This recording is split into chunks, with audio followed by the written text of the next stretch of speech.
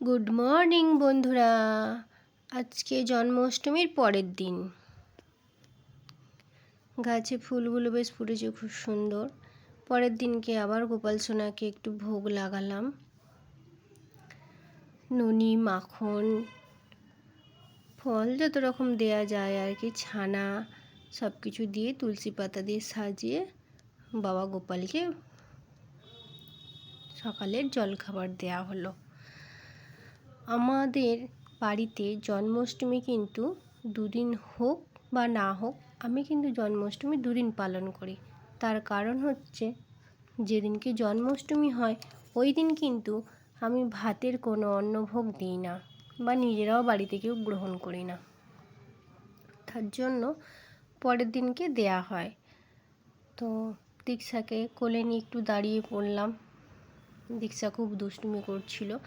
আর এই দেখো, তোমাদের দাদাভাই বাজার করে নিয়ে এসছে। কী কী হবে জানো তো? পায়েস হবে, আর সব রকম সবজি দিয়ে একটা তরকারি হবে, আর খিচুড়ি হবে, চাটনি, পাঁপড়, আর সঙ্গে ছিল বোঁদে। এটা রাত্রির জলযোগ, দেখতেই পাচ্ছ। আমি সবজিগুলো ননদিনই কেটে দিল আর আমি বানিয়ে ফেললাম। আর এখানে পায়েসের দুধটাও গুলতে শুরু করে দিয়েছি, কারণ পায়েসটা হচ্ছে ছোটো গ্যাসে আর এটা হচ্ছে বড় গ্যাসে, তাই নিচে নামিয়ে করলাম। সবজি তো হয়েই গেল, খিচুড়িও হয়েই এলো, আর পায়েসটা আর একটু বাকি আছে, ওটাও হয়ে যাবে, বেশিক্ষণ যাবে না। পায়েস তো বারবার নাড়তে হয়, তাই না? পায়েসই বলে খিচুড়ি বলে, এগুলো একটু বারবার নাড়তে হয়, নইলে নিচয় বসে যায়।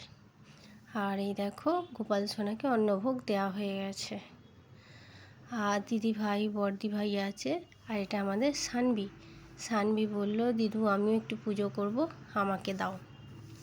তো পুজো করার জন্য দিলাম। এই দেখো, ভোগপত্র সব চাপা দেওয়া আছে, ঠাকুরমশাই, আমাদের আরও সব ছোট ছোট সবাই খেতে বসেছে গোপালের সামনেই।